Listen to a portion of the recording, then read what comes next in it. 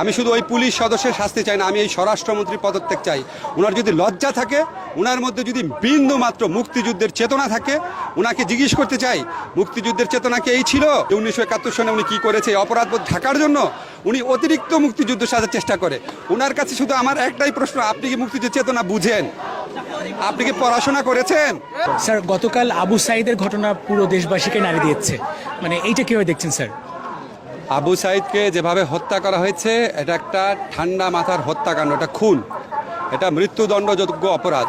আমাদের পুলিশের আইনে আছে আপনি ততটুক শক্তি প্রয়োগ করতে পারবেন যেটুক আপনাকে আপনার প্রতিরক্ষার জন্য প্রয়োজন।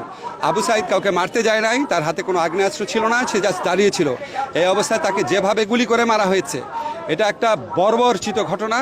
একটা দেশের বাহিনী একটা দেশের ছাত্রকে এভাবে গুলি করে মারে, আমাদেরকে এটা দেখতে হয়েছে। আমি শুধু ওই পুলিশ সদস্যের শাস্তি চাই না, আমি এই স্বরাষ্ট্রমন্ত্রীর পদত্যাগ চাই। ওনার যদি লজ্জা থাকে, ওনার মধ্যে যদি বিন্দু মাত্র মুক্তিযুদ্ধের চেতনা থাকে, ওনাকে জিজ্ঞেস করতে চাই মুক্তিযুদ্ধের চেতনা কি এই ছিল? যে যারা বৈষম্যহীনতার আন্দোলন করবে, যারা ইকুয়ালিটির আন্দোলন করবে, তাদের বুকে মানে আনপ্রভোক্ট অবস্থায় পুলিশ গুলি করে মারবে? ওনার লজ্জা করে না? ওনারা যে পরিচয় দেন ওনারা মুক্তিযুদ্ধের চেতনা, ওনাদের লজ্জা করে না? এই ছবিটা দেখে ওনাদের খারাপ লাগে না? ওনারা কারো বাবা না, ওনারা তো সন্তান নাই? এবং আমাদের বুক বিদীর্ণ হয়ে গেছে এটা দেখে। সব কিছুর সীমা আছে। আপনি আজকে সরকারের মন্ত্রীরা, সরকারের নেতারা যেইভাবে ছাত্রলীগকে লেলিয়ে দিচ্ছে, আপনারা ছাত্রলীগের দোষ দেন। ওরা তো তাও বয়সে তরুণ, তাদেরকে এরকম খুনি বাহিনী কারা বানিয়েছে? যেই ছাত্রলীগের হাত ধরে বাংলাদেশ স্বাধীন হয়েছে, সেই ছাত্রলীগকে খুনি বাহিনী কারা বানিয়েছে? যারা বানিয়েছে তাদের বিচার চাই। আর আজকে এখানে পুলিশ ঢুকানো হয়েছে, আজকে ইউনিভার্সিটি বন্ধ করে দেওয়া হচ্ছে। তো পুলিশ খুব ভালো রোল রাখছে দেখলাম। আমাদের দুইটা ছেলেকে কোটা আন্দোলন বিরোধী, কোটা সংস্কার আন্দোলনে দুইটা ছেলেকে ধরে নিয়ে গেছে আমাদের বিশ্ববিদ্যালয়ে। তো আপনারা যারা আক্রান্ত তাদের গ্রেফতার করতে পারেন, যারা আক্রমণ করে তাদের গ্রেফতার করতে পারেন না? এটা কি ধরনের দেশ? এই দেশে আমি একটা আইনের শিক্ষক, এইরকম একটা দৃশ্যের পর কেন ওই ছেলেকে গ্রেফতার করা হচ্ছে না? যারা ওই পুলিশকে কেন গ্রেফতার করা হচ্ছে না? এটা তো আজকে নতুন না। আপনাদের মনে আছে হেলমেট বাহিনী একটা ছেলে, আপনার রাজশাহী না কোথায়, সে হাতুড়ি দিয়ে একটা আন্দোলনকারী ছেলের হাত পায়ের হাড্ডি ভেঙে ফেলে নিজে ফেসবুকে পোস্ট দিয়েছে, আমি করেছি।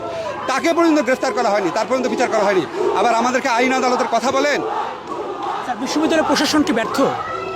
বিশ্ববিদ্যালয় প্রশাসন তো অবশ্যই ব্যর্থ, বাট আপনি যদি ইমিডিয়েট কজ দেখেন, বিশ্ববিদ্যালয় প্রশাসনকে এই জায়গায় নিয়ে আসছে কে? আজকে আমরা তো এরশাদ আমলেও দেখেছি বিশ্ববিদ্যালয় প্রশাসন কিছুটা হলেও কাজ করতে পারতো। বিশ্ববিদ্যালয় প্রশাসনকে এই দাসসুলভ একটা এনটিটিতে নিয়ে আসছে কে? আসল শক্তি কারা? তাদের তো নাম আমরা উচ্চারণ করতে পারি না। তারা আসল দায়ী। তারা এই সমস্ত কিছু, এই বাংলাদেশকে আজকে এরকম বিভক্ত করা, একটা ঘৃণার পরিবেশ তৈরি করা, একটা অসহনীয় পরিবেশ সৃষ্টি করার জন্য বর্তমান সরকার দায়ী। এবং তারা, আমি বলতে চাই, তারা দেখবেন আপনার মানে কথায় কথায় রাজাকার ট্যাগ। মুক্তিযুদ্ধের দ্বিতীয় সর্বাধিনায়ক একে খন্দকার, উনি নাকি রাজাকার। বইয়ের মধ্যে কি লিখছে? জাস্টিস হাবিবুর রহমান, উনি নাকি রাজাকার। ডক্টর কামাল হোসেন, উনি রাজাকার। ABM মুসা, উনি রাজাকার। আর যারা যুদ্ধ করে নাই, পাকিস্তানি বাহিনী ভাতা খেয়েছে, তারপরে কি গর্তে লুকিয়েছিল, তারা এখন বড় বড় মুক্তিযোদ্ধা হয়ে গেছে।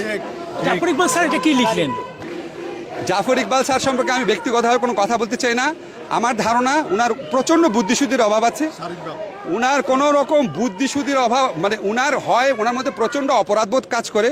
যে 1971 সনে উনি কী করেছে, এই অপরাধবোধ ঢাকার জন্য উনি অতিরিক্ত মুক্তিযুদ্ধ সাজার চেষ্টা করে। ওনার কাছে শুধু আমার একটাই প্রশ্ন, আপনি কি মুক্তিযুদ্ধের চেতনা বুঝেন? আপনি কি পড়াশোনা করেছেন? আপনি কি 72 সনে গণপরিষদ বিতর্ক পড়েছেন? তার তো কোনো পড়াশোনাই নাই, সে তো শিক্ষাবিদ দূরের কথা।